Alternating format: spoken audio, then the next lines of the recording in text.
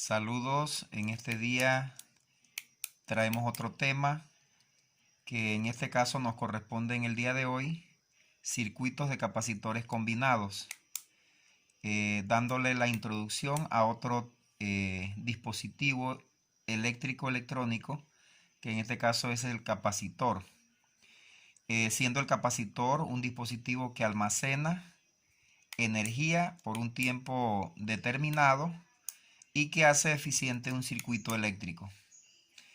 Empezamos viendo un circuito combinado con capacitores en ambos tipos de conexiones, serie y paralelo. Voy a presentarles esta tabla, que es la tabla CVQ, que significa capacitor, voltaje y carga, con sus respectivas unidades. En este caso, para capacitores microfaradios, voltio para voltaje y microcoulomb para cargas. Vemos que el circuito es un circuito que aparentemente es complejo, pero podemos empezar a analizarlo por el punto más alejado a la fuente de voltaje. En este caso, la fuente de voltaje es de 36 voltios. Empezamos por este capacitor, el capacitor de 3. Nos fijamos qué otros capacitores y en qué tipo de conexión están los más cercanos. En este caso, el de 6 y el de 2 están en serie, los tres, con el de 3 microfaradios. Empezamos entonces realizando con la norma correspondiente a circuitos de capacitores en serie, realizando la sumatoria. Sacamos el primer capacitor equivalente, colocando los inversos de cada uno de los valores. En este caso, un sexto, un tercio y un medio. Como es la sumatoria de fracciones con denominadores totalmente diferentes, sacamos el mínimo común múltiplo del 6, el 3 y el 2. En este caso corresponde al mínimo común 6. Y realizamos la sumatoria de las fracciones. En este caso sería la división entre el denominador y multiplicado por el numerador. En este caso sería 6 entre 6, 1 por 1, 1.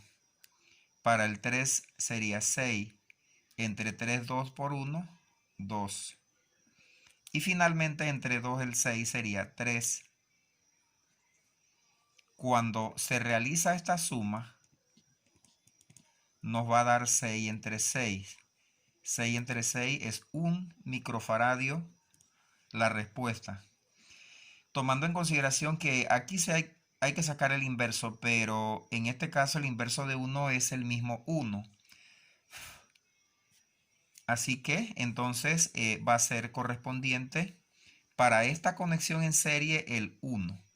Volvemos a rediseñar el circuito. Lo dibujamos nuevamente, pero con una nueva conexión. Una conexión en paralelo acá de 1 microfaradio. El 4 no se ha tocado aún, entonces se deja así. El 10 tampoco, también lo mantenemos, y el 36, que es la fuente de voltaje, también se mantiene. Nos encontramos ahora con una combinación en paralelo. Aquí la suma es una suma directa. Una suma aritmética de 4 microfaradios y 1 microfaradio nos da 5 microfaradios. Eliminamos esta conexión y volvemos a rediseñar el circuito.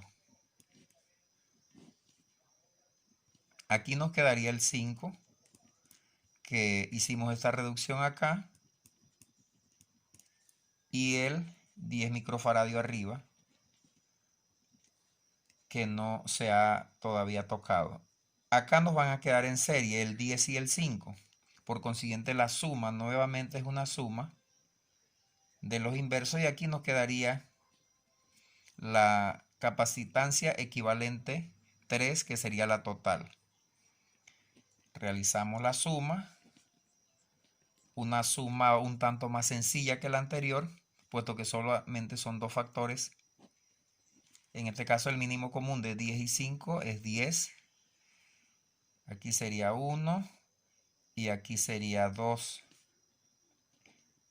Lo que nos daría 3 décimos, pero la incógnita está inversa. Quiere decir que también invertimos este valor, que serían 10 tercios, o si usted quiere dividir, puede realizar la división también y da 3.33. Bien, ahora ya cumplimos con todos los requisitos de los capacitores. Ahora vamos a ir para las cargas. La carga Q total, que sería esta fuente de voltaje por el capacitor equivalente total. Sería 36, lo multiplicamos por 3,33 y tenemos el primer resultado. Si multiplicamos esto redondeando, sería 120 microcoulomb la carga total. Como tenemos la tabla, esta tabla debemos rellenarla con los valores de los capacitores en la columna de los capacitores. 10, 6, 3, 2 y 4, que son los valores que aparecen en cada uno de los capacitores. Bien, entonces como ya tenemos una carga total, realizamos el recorrido de esa carga por el circuito más sencillo. Ahora vamos del circuito más sencillo al más complejo. En este caso, en 10 pasa la Q total. Y por la de 5 también pasa en la misma Q total. Por la regla que dice que cuando tenemos capacitores conectados en serie, la carga es la misma. Entonces voy a empezar a colocar los valores de la carga en lo correspondiente para lo que es la columna de las cargas. En este caso, aquí vamos a colocar el 120. Como no podemos aseverar las Q que pasan por aquí, por esta conexión en paralelo, entonces yo saco un voltaje intermedio.